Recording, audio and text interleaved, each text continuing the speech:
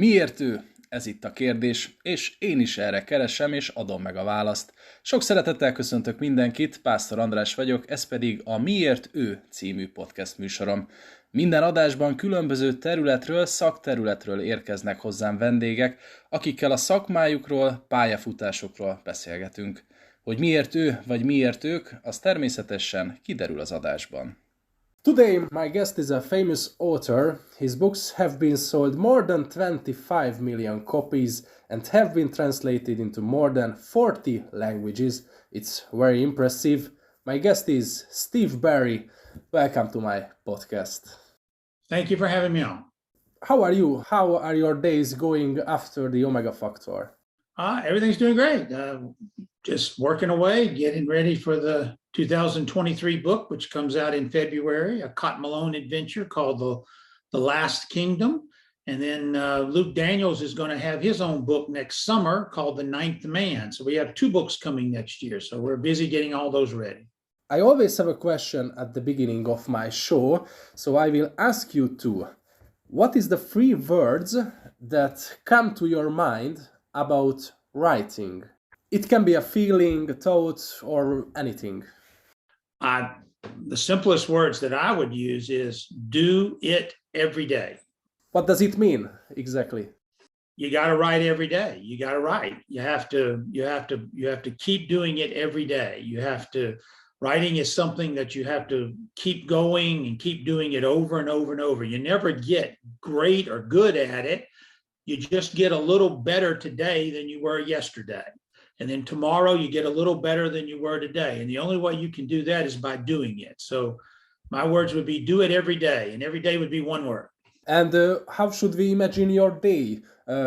You get up the morning after you have a coffee, a breakfast, and sit down at the table and just writing, or? Well, I'm a morning person, so I've always written in the mornings. When I was a lawyer for 30 years, I would write from 7 to 9 before the day got started. So I would write alone in my office. Nobody really ever saw me write much of anything. I would always do it beforehand. So I got in the habit of working in the morning. So I still do that today. I start about 7:30. I go to about 11.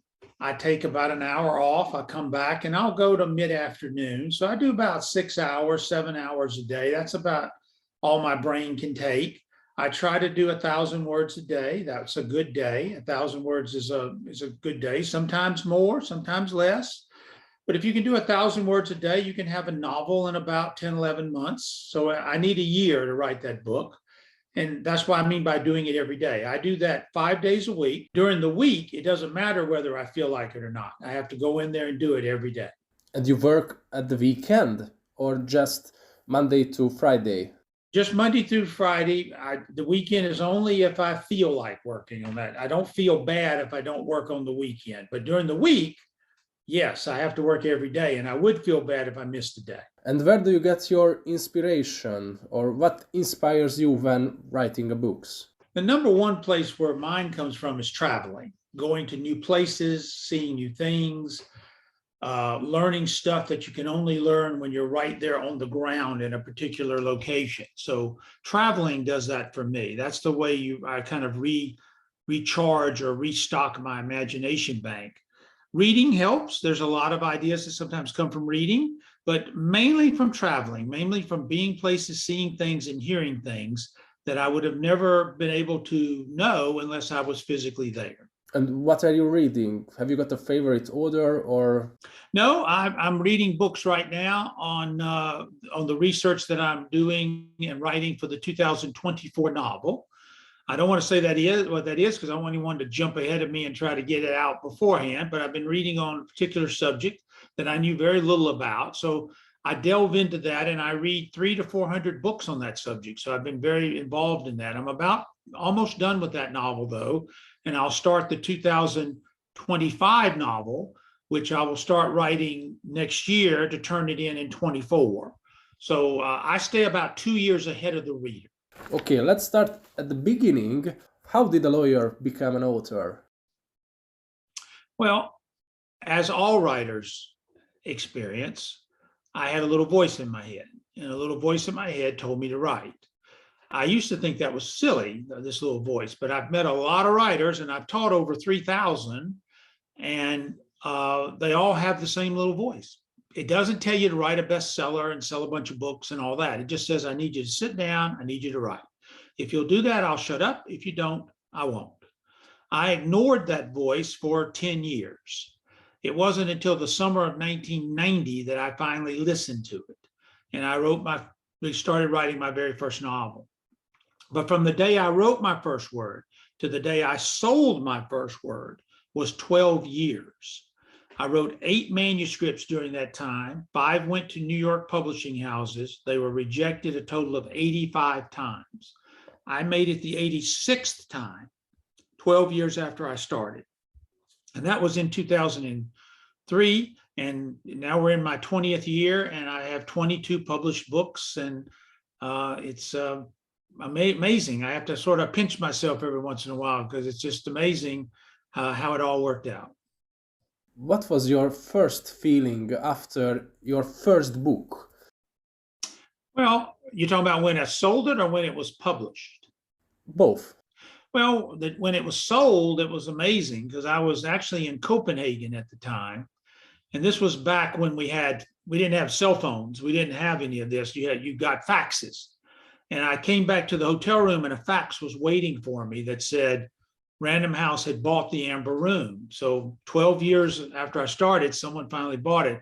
I remember sitting on the edge of the bed and just looking at the fax and kind of saying, wow, I mean, I actually did it. I mean, after all this time, I did it.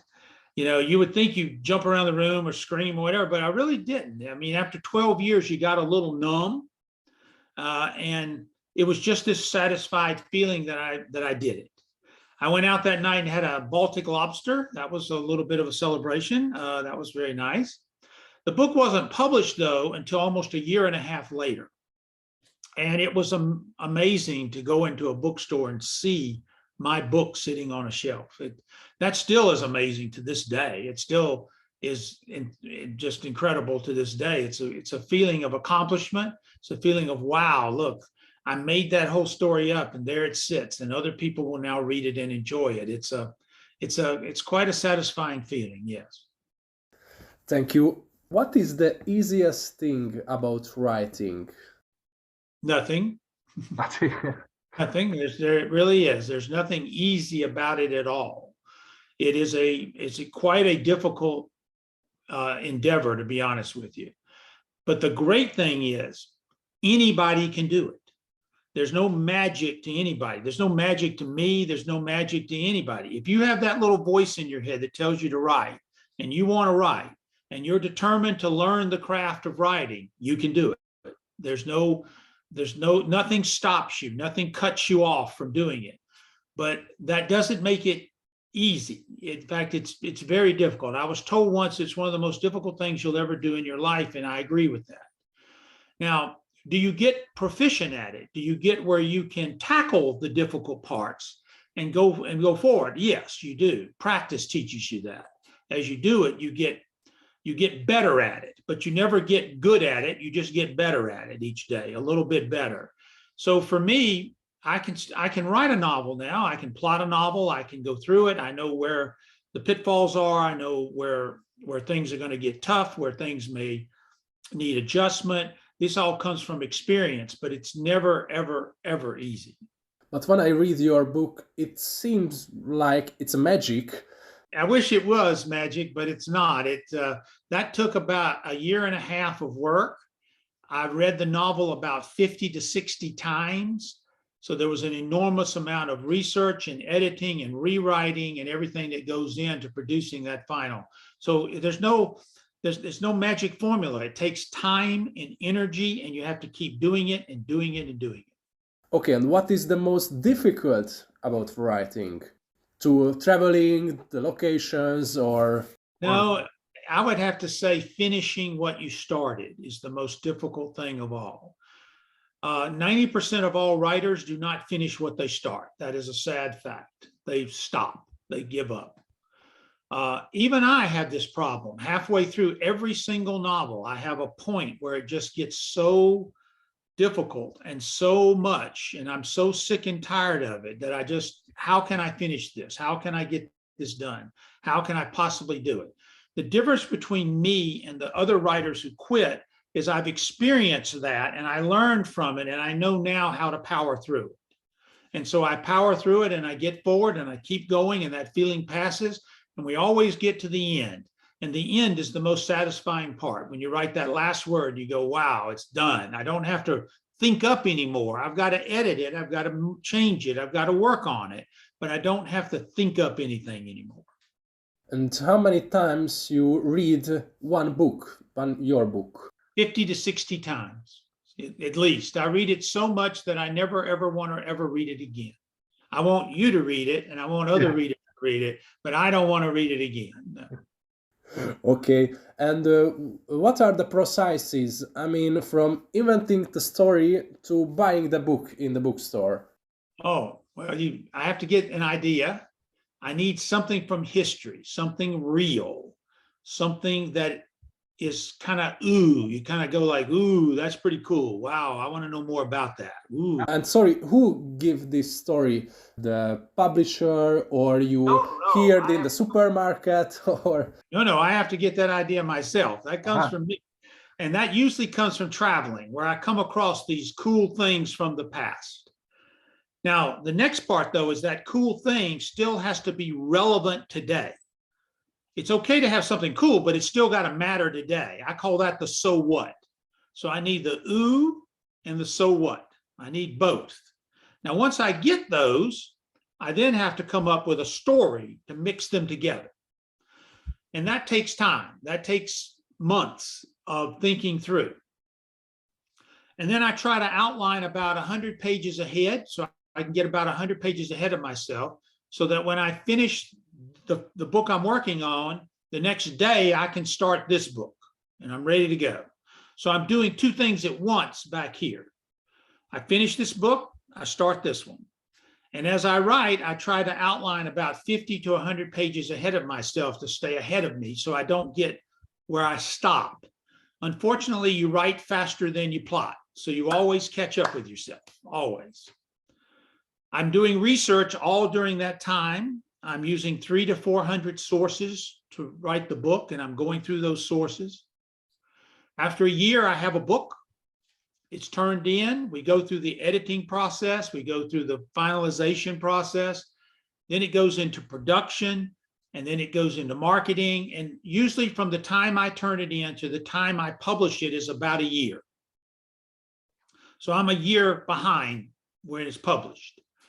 So the whole process from the day I think of the idea to the day it's finished is probably about 2 years, somewhere in that neighborhood, a year and a half to 2 years, that whole process. And you're doing simultaneous things. You're working on one, editing and finishing this one, writing this one, thinking up the next one. You stay kind of 2 books ahead. You have to kind of stay in that line so that I can produce a book every year and keep one coming out once a year. It's a very long time and a lot of work, of course. It is. Cotton Malone, the main character. How was the world of Cotton Malone born? I was in Copenhagen. I was sitting at the restaurant there called the Café Nordon, which is no longer there, but it's there in Hybro Plads, which is one of the squares of Copenhagen. It was a lovely evening. Windows were open, cool and dry. And he just sort of popped into my head. He's going to live right over there in Hybro Plads. He's going to have a bookstore right there. He's going to be a retired Justice Department agent who lives in Copenhagen and owns that bookshop. And he gets drawn back into trouble all the time. And I wrote all that down on a napkin. I still have that napkin. I came back home and I wrote The Templar Legacy. And that's the book where Cotton Malone was born. And that book came out in 2006. Since that time, there have now been 16 Cotton Malones. The 17th will come in February. So he's had a great run. Of course. And where is the napkin in your house? In a safe or? No, it's right over here in this cabinet over here. And I keep it here, right here, where I can see it every once in a while. It's just in a little plastic sleeve. Okay. And where do the names of the character come from? Cotton Malone was I named him something else. And I named him Pepper Malone, which is kind of silly to think about it now. But we had someone in the courthouse where I worked whose name was Pepper. And I always thought that was a pretty cool name, Pepper, you know. So I named him Pepper Malone. And one of the ladies in my writers group, which I was in at the time, said it was a silly name. And she didn't like it. So I said, well, what do you want to call him? She said, call him Cotton. And so she named him. Her name was Dava. Dava named him. So he's Cotton Malone. His real name is Harold Earl Cotton Malone. My father's name is Harold Earl Sam Berry. Everyone calls him Sam. No one knows why. No one's ever called him Harold Earl. And I did the same with Cotton. Harold Earl Cotton Malone, but everyone calls him Cotton. Now, there's a reason why Cotton has that name, and that was all explored in the novel The Lost Order. Oh, that's very interesting. Sorry, thank you. Is there any character in which we also see you, or no? Well, Cotton's personality is basically mine, yes. I gave him my personality because when I created him in the Templar Legacy, I wasn't arrogant enough to think that I was going to get to write a whole bunch of books with him. I was hoping to write one, who knows, maybe 2 or 3 if we're lucky. So I just used me. It was easier just to use my personality and all. Now, I don't jump out of planes and to shoot the guns and do all the things he does, but his wants, desires, his fears, all these things are pretty much coming from me. Cassiopeia Witt, who's his love interest in the novels, is basically my wife, Elizabeth. So it's basically her. So it's the two of us in the novels. Is that funny? Well, I mean, it works. I mean, you know, it's fun. Sometimes when Cotton and Cassiopeia fight, it's actually a fight that her and I have had, but only me and her know that. So it's interesting. It's just the two of our personalities in these books. You visited many locations because of the stories. Which or what was the most memorable place or location?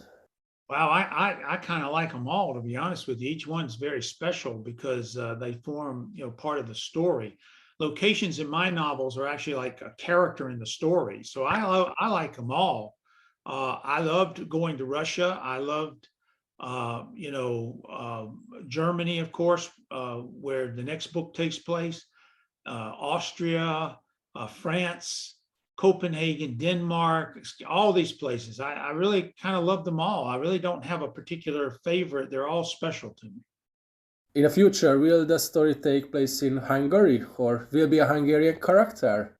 There will be a Hungary book. I went to Hungary a few years ago. And where? I went just to Budapest. I was only at Budapest for about 4 days. I want to come back to Hungary and go around and look at it more because I could feel there was a novel there, and I definitely want to do something with it. I also want to do something with Romania next door. You know, I really want to do that. I'm very much interested in their history, but Hungary has a very fascinating history. So yes, I think you'll see either Cotton Malone or Luke Daniels. One of them will be visiting Hungary. Yes. Oh, great news. I have read many of your books. My favorites are the Templar Legacy and the Emperor's Tomb and the Romanov Prophecy. But do you have a favorite book, or what was the favorite book? Because of it was easy to write, or you very enjoy, or just you like? Well, I always say that I love all of my children equally, and I do love them all equally because each one is very special in their own way. But if you make me choose, I would choose the Romanov Prophecy. And the reason why is because the story came to me all in about 2 days when I was in Russia. I came back home and I wrote that novel in about 3 to 4 months. And I've never had that happen before or since. It was one of those books that just sort of came together very nicely. And I love the story very much. So I think the experience of it just sort of coming together makes that book a little extra special for me. I've never been able to have that happen again. Okay, and what was the hardest to write? Which book? Oh, man, they're all that way. I tell you, when you get to that 50% level, they get really, really, really tough. The top 3. Emperor's Tomb may be one of the toughest because I actually ended that book a different way. And Elizabeth, my wife, hated the ending. My agent hated it, and my editor hated it. So I had to literally rewrite the book to fix a new ending to it. I liked the new ending. It came out very well, but that one required a lot of extra effort. The book I just finished took a lot of effort. It did take a lot, more than I thought it should have. It got a little more complicated as I went along. And then I would probably say it's hard to, I don't know, probably those two. Those probably would be the most challenging. All of them have that tough point, as I told you, but those two had particularly tougher points to make it fit. Okay, thank you. What do you think? What makes a novel good? Ooh, that's hard. I mean, because that's a subjective thing. What's good to you and good to me can be two different things. Good to you. What makes it good to me is action, history, secrets, conspiracies. I love that. I like international settings too. So I like that mix of that, of all of those elements together, and holds my attention. A little bit of suspension of belief is good, because a thriller should do that. You should be transported to a place that is a little different than here. You don't want to be exactly like here, because otherwise you just read about here. You want to be in that place. So I try to mix all of that together to give the reader that escape that they're looking for. But have you got a secret, or? I don't think so. I don't think there is a secret to it. I just try to write a story that I think the reader is going to be interested enough to devote a few hours and time to reading through. And I try to find stuff that interests me, because if it's going to interest me, hopefully it's going to interest the reader.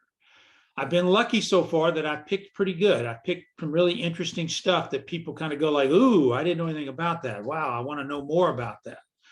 I try to stay away from terrorism. I don't do much with terrorism at all, because it's depressing to start with. I don't like to read about it, so I don't like to write about it. I stay away from that. I really don't have world domination books. I had one of those where the Venetian betrayal, where there was a little bit of that going on, where the bad guy was trying to go a little global with what it was doing. I don't really have that. Most of my conflict is localized, but the effect of it could ripple out and cause a whole bunch of problems. So I keep it, there. I try to get characters you care about. I try to get characters you want to know more about. And I just try to do the best I can. I'm not saying I'm good at it or great at it. I just try to do the best I can. And I hope the readers will like it.